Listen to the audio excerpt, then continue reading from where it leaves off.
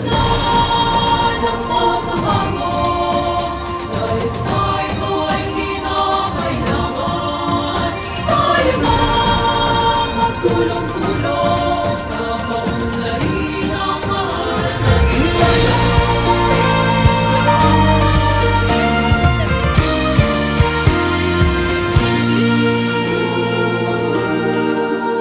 Panahon na ng pagbabago, dahil sa ito ay kinakailangan tayo na magtulong-tulong na paunlarin ang mahal nating bayan.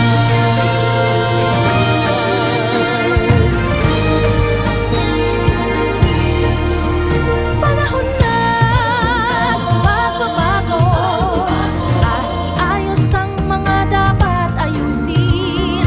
Dapat lang maging tungkulin ng bawat mamamayan dito sa atin.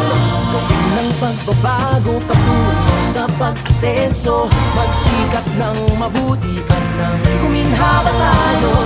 Itago malaki natin sa mundo